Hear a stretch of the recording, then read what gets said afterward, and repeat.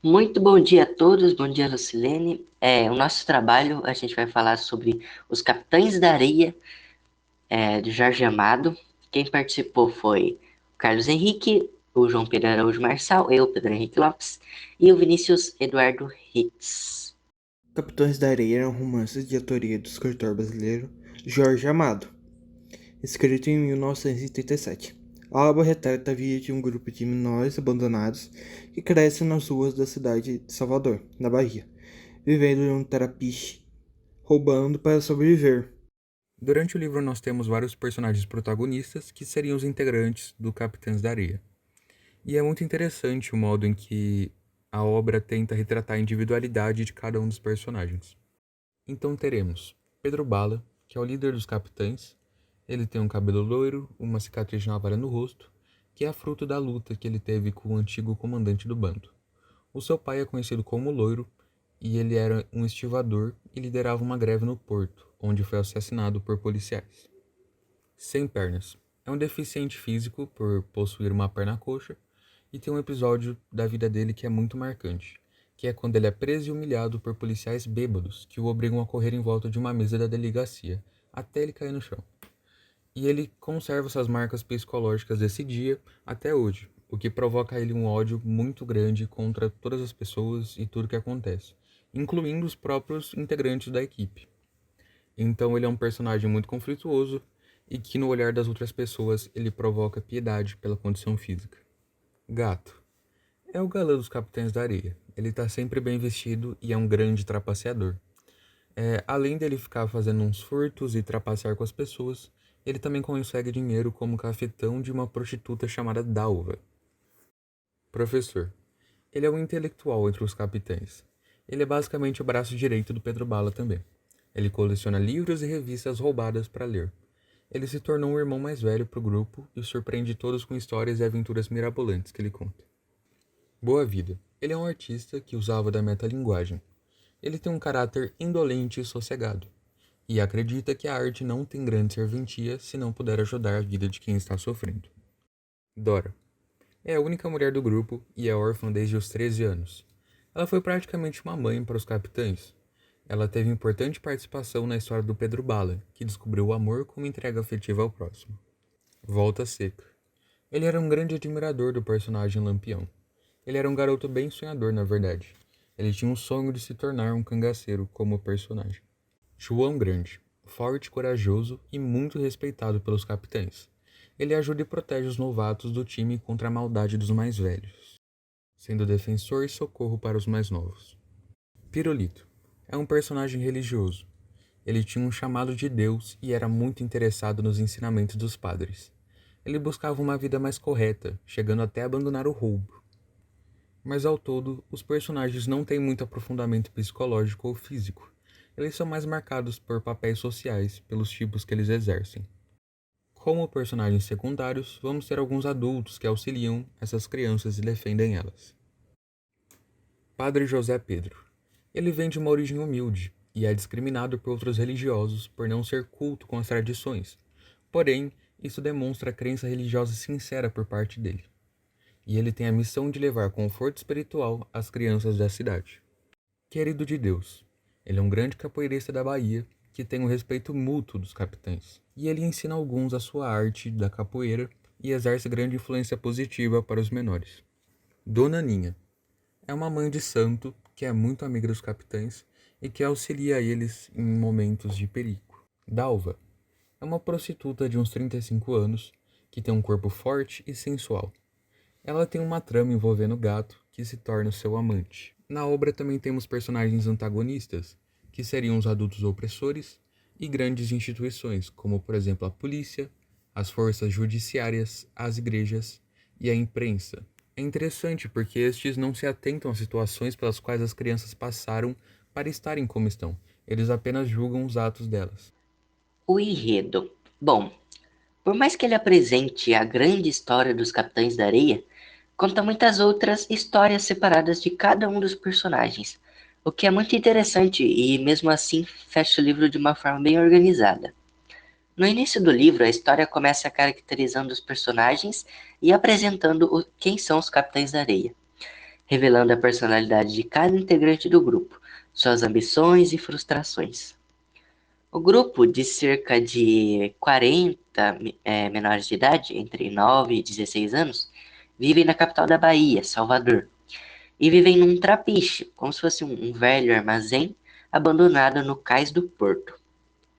Grande parte da história acontece no mercado, uma das importantes aglomerações comerciais.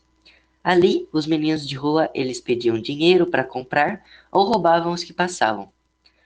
Pedro Bala é o líder do grupo, um garoto que foi descrito por ser loiro, que possui uma cicatriz no rosto. Ele teve uma relação romântica com Dora, uma menina que perdeu os pais e foi morar junto com os capitães. A rotina do grupo era andar pela cidade, pedindo dinheiro e roubando coisas para comer, visto que eles furtavam quase todo dia e tinham os planos mirabolantes para roubar as casas ricas. Eles aterrorizavam muito grande parte da população. Por isso eles eram procurados pela polícia, mas pela idade eles não podiam ser presos. Em um dos momentos da trama, a cidade de Salvador foi assolada pela varíola. Esse que é um dos fatos históricos que realmente aconteceu e que foi incorporado no livro para trazer mais realidade, né? Um dos membros do grupo não sobreviveu e se chamava Almiro. Quando os capitães da areia eram levados para o reformatório, que era um local fechado, né, para os menores infratores, onde eles eram presos, torturados, ficavam um dia sem comer. E isso fez crescer neles uma sensação que preferia muito mais a liberdade das ruas, porém que também afastava eles das pessoas boas. Dora e Pedro foram pegos quando roubavam uma mansão e foram enviados para o reformatório. Lá, a Dora fica doente e, mesmo conseguindo escapar depois, ela acaba morrendo, e isso deixa Pedro Bala muito abalado. Por fim, alguns são capturados, outros mortos, outros vão embora mesmo em busca do seu caminho. E na última parte do livro, a gente conhece o destino de cada um deles, que o autor vai apresentando. Quando o romance foi publicado em 1937, muitas autoridades baianas queimaram exemplares em praça pública. O episódio dá o tom do clima político da época, né? Com o início de uma ditadura getulista do Estado Novo, e a repressão começava a mostrar as suas garras. O Capitães da Areia estabelece uma analogia interessante entre a aventura que é narrada e a mensagem política que se pretende transmitir ao leitor. Possui também um sentido didático, que é o próprio do tipo de literatura que o romance representa, aquele que é voltado para o trabalho da conscientização política por meio da literatura. Então, nesse âmbito, Jorge Amado foi um dos primeiros a abordar a questão dos menores de rua de uma perspectiva mais social e não simplesmente policial. O cenário da obra se passa completamente em Salvador, a capital da Bahia. Lá nós temos uma paisagem muito puxada para o rural, praiano, bem no litoral. É claro que não é uma floresta, um campo, um matagal, mas nós temos uma areia branquinha, poucas casas e um monte de árvores como os samambaias, palmeiras, tudo que pode ser encontrado em regiões litoraicas. É claro que nós também possuímos algumas regiões urbanas, como por exemplo a prisão aonde o Pedro Bala fica preso, o espécie de reformatório onde a Dora é mantida, e também temos aquele parque de diversões onde os protagonistas finalmente têm uma chance de ver a infância que infelizmente eles nunca tiveram. É claro que também existem as casas na qual eles invadem para roubar e assim conseguir sobreviver consequentemente.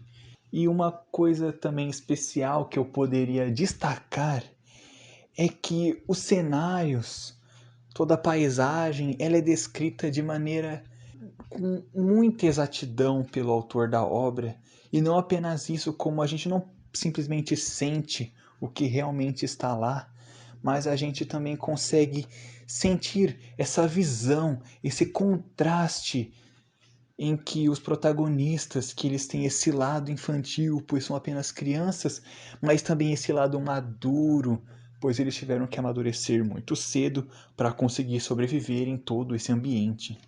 A obra usa do tempo cronológico, com começo, meio e fim bem marcados, com episódios trazendo grandes reviravoltas e tornando a leitura mais fluida. A gente tem primeiramente a apresentação dos personagens, quem eles são, a origem deles. Depois nós temos o desenvolvimento, que seria o andamento da vida dos capitães, o que eles fazem, e a gente tem pelo final a dissolução do grupo, porque eles se tornam adultos, alguns morrem, alguns são presos e outros seguem diferentes profissões.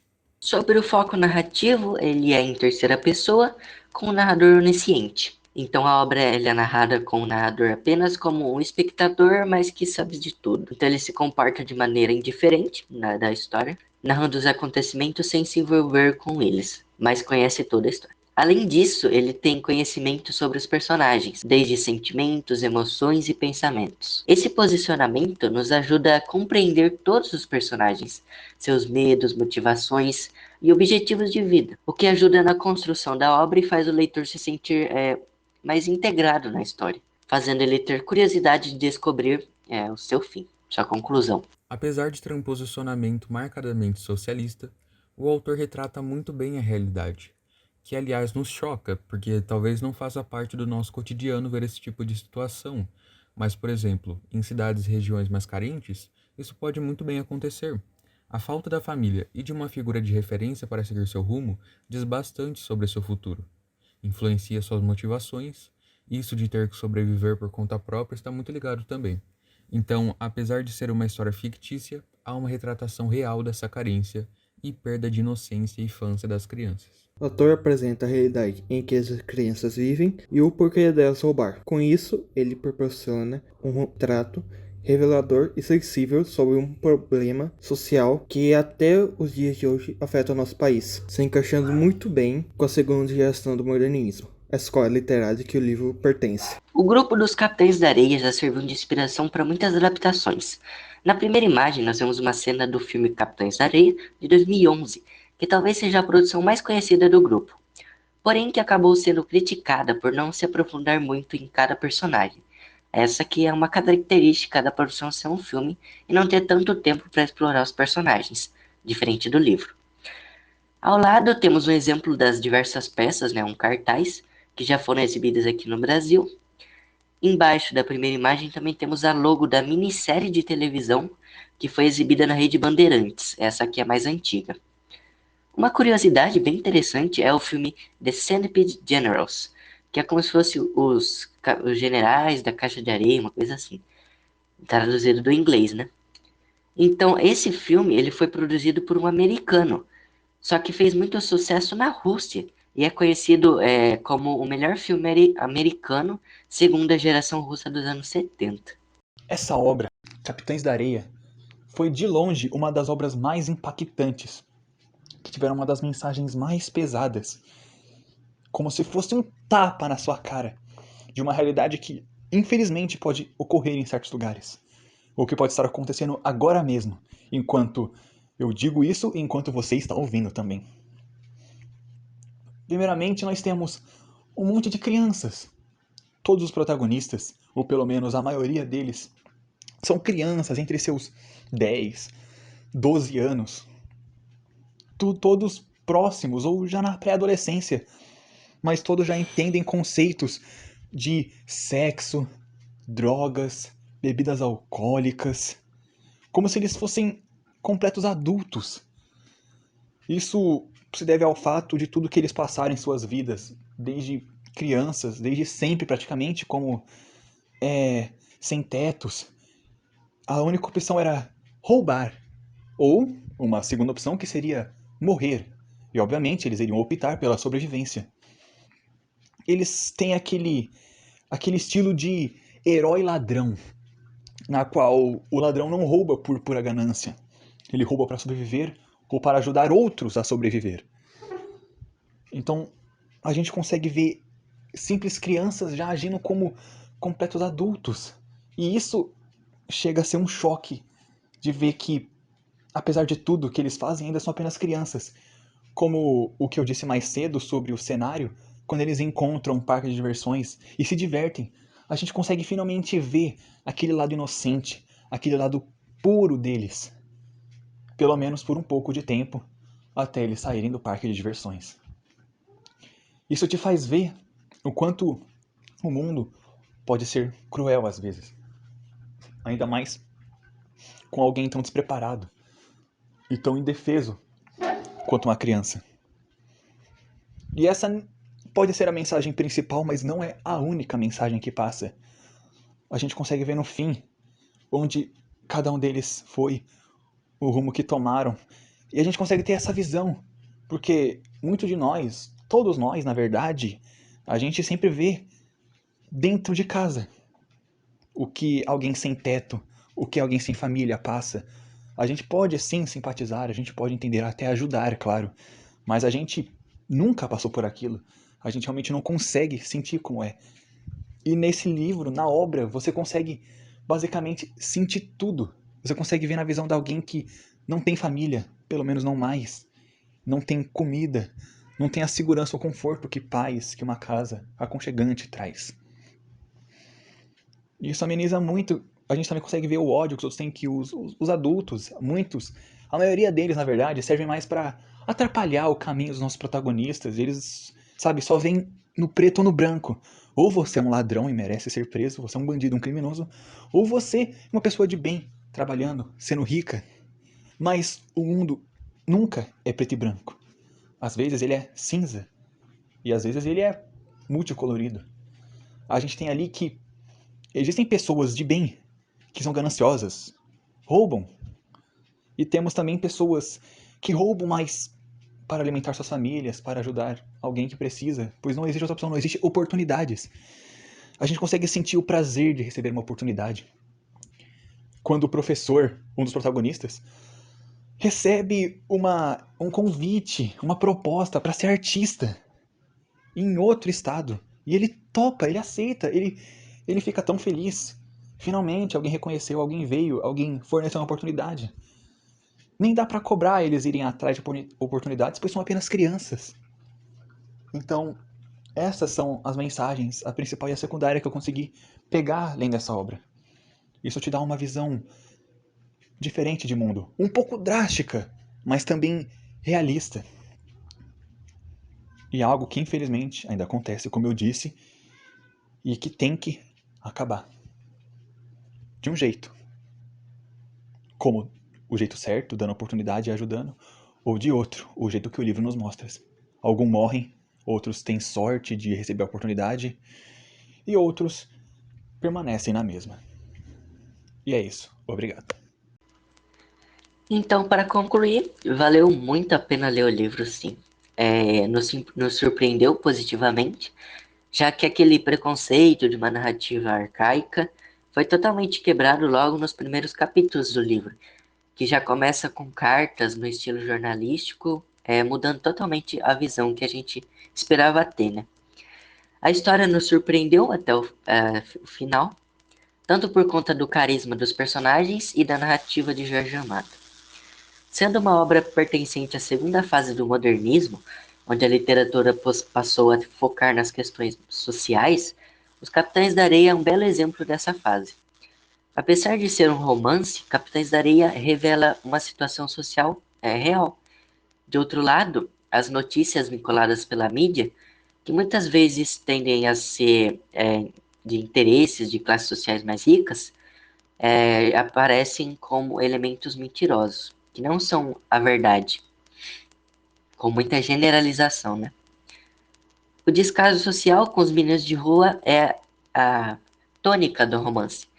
Em todos os capítulos, esse abandono é abordado, seja por meio da reflexão dos próprios garotos ou da dos adultos que estão ao seu lado, como o padre José Pedro. Logo, o tema é atual sim, até hoje, já que a pobreza e a miséria das crianças brasileiras são um baita desafio que a gente tem que enfrentar. Então, esse foi o nosso trabalho aqui, nossas principais fontes de pesquisa. Muito obrigado a todos, obrigado, Lucilene, por essa oportunidade. É isso, muito obrigado.